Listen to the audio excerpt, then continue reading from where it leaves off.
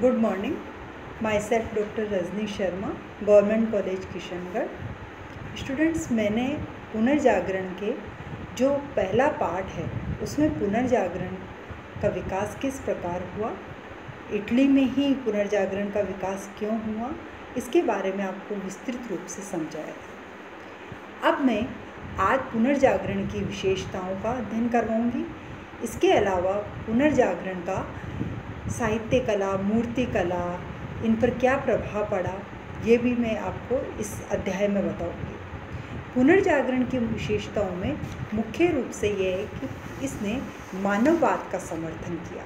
मानववाद का समर्थन का मतलब है कि इसने मानव जीवन के जो पहलू हैं उन पर अध्ययन किया और उनके बारे में जनता से उन्होंने शेयर किया। इसके अलावा मानव समस्याओं के बारे में और उनके महत्व को भी पुनर्जागरण में अपनाया गया। इसके अलावा जो भी विचारक हुए इस समय, उन्होंने तर्क पर बल दिया। किसी भी सत्य को सिद्ध करने के लिए तर्क का सहारा लिया जाता है।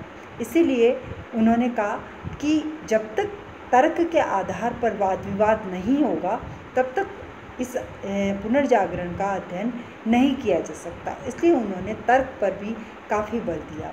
एक उन्होंने प्रैक्टिकल अप्रोच अपनाई, यानी प्रयोगात्मक सिद्धांत पर बल दिया, यानी प्रयोग पर बल दिया। कोई भी उन्होंने विचारधारा अगर उन्होंने बताई तो उसमें उन्होंने प्रयोग पर काफ़ी बल दिया। पुनर्जागरण में सहज सौंदर्य पर भी बल दिया। सहज सौंदर्य का मतलब कि जो नेचुरल चीज़ें हैं, जैसे साहित्य कला है या संगीत कला है या चित्रकला है, मूर्ति कला है, उसमें एक नेचुरल जो भाव होते हैं उस समय के कलाकारों ने उसमें व्यक्त करे। अब इसका इन सब चीज़ों पर क्या प्रभाव पड़ा, इन साहित्य पर क्या प्रभाव पड़ा, कला पर क्या प्रभाव पड़ा, विज्ञान पर क्या प्रभाव पड़ा, इसके बारे में अपन अध्ययन करते हैं। कि साहित्य के क्षेत्र में अगर हम सबसे पहले लेते हैं तो जो इटली का जो साहित्य है उसमें एक साहित्यकार हुआ दांते। दांते ने डिवाइन कॉमेडी नामक किताब लिखी। इसके अलावा पेट्रार्क ने मानवतावादी विचारधारा पर किताब लिखी और मानववादी समस्याओं के बारे में उन्होंने जनता को बताया ताकि उनकी सोच का दायरा बढ़ सके। इसके अलावा बुकासियो नामक साहित्यकार ने डेक मेरोन नामक किताब लिखी। इसके अलावा जो फ्रांस का साहित्य था उसमें एक रेबोलोस नामक साहित्यकार हुआ। उसने नया संदेश पुस्तक लिखी। उसने कहा कि एक साहित्यकार की एक प्यास होती है जिसमें उसका प्रभाव अनुभव व यथार्थ पर भी पड़ता है, और जो साहित्य के प्रति एक प्यास है वही पुनर्जागरण का आधार बन गई, क्योंकि काफ़ी साहित्य इस काल में लिखा गया। इसी प्रकार अंग्रेजी साहित्य भी लिखा गया। एक कवि हुए जाफर चौसर, जिनका काल माना जाता है नोट की 1340 से 1400 ईस्वी।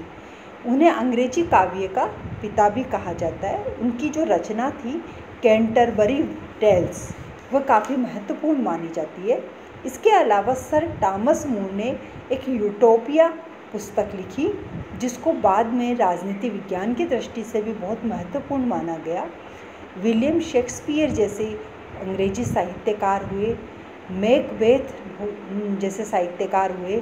मैकबेथ के जैसे नाटक है merchant of Venice, Romeo Juliet, Hamlet, Macbeth, ये सब काफ़ी महत्वपूर्ण है। इसके अलावा राजनीतिक साहित्य की भी काफ़ी इम्पोर्टेंस रही। राजनीतिक साहित्य में दांते ने द मोनार्किया लिखा, मार्स गिलो ने डिफेंडर ऑफ पीस लिखा, मैकियावली ने द प्रिंस लिखा। इन सभी ने राज्यों के धर्मनिरपेक्षीकरण की भी बात कही। ये तो हुआ साहित्य कला की बात। अब हम अगर कला के क्षेत्र में देखते हैं तो इस काल में बहुत बड़े बड़े कलाकार हुए, जिसमें चित्रकला के क्षेत्र में लियोनार्दो दा विंची का नाम महत्वपूर्ण है, जिसने लास्ट सफर और मोनालिसा नाम की कृति बनाई।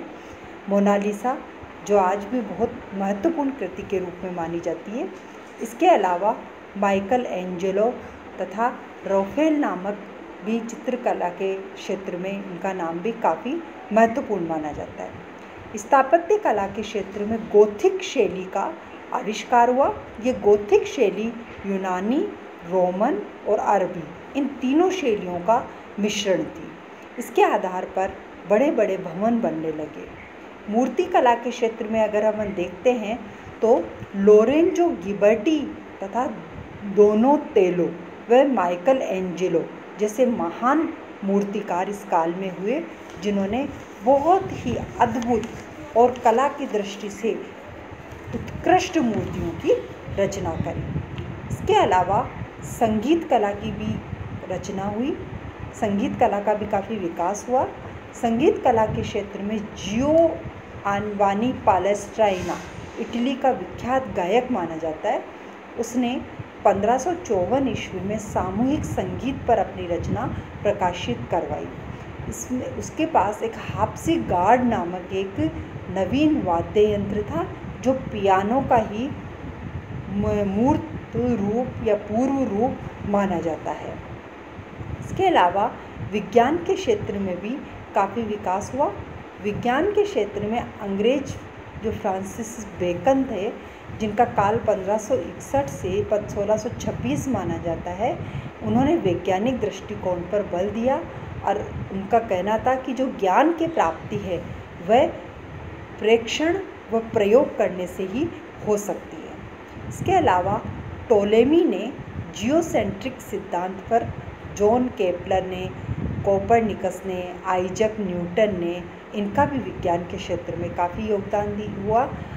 आइजक न्यूटन ने गुरुत्वाकर्षण का सिद्धांत विज्ञान के क्षेत्र में दिया। अब पुनर्जागरण का विकास इन क्षेत्रों में हुआ, लेकिन इसका महत्व क्या हुआ? पुनर्जागरण का महत्व किस प्रकार हमारे सामने परिलक्षित होता है? ये कि इससे एक भौतिकवादी दृष्टिकोण का विकास हुआ। भौतिकवादी दृष्टिकोण का मतलब जहाँ मनुष्य को गौण माना जाता था, लेकिन कुछ मानववादी विचारकों ने उन्होंने भौतिकवादी दृष्टिकोण पर बल दिया। बुद्धिवादी दृष्टिकोण का विकास हुआ। अभिव्यक्ति की प्रतिष्ठा हुई तथा जो पुरातन या प्राचीन काल की चीज़ें थी, ऐतिहासिक दृष्टिकोण का भी विकास हुआ। इस काल में राज्य एवं धर्म का पृथक्करण, राष्ट्रीयता का विकास, ये सब पुनर्जागरण में समाविष्ट हुआ।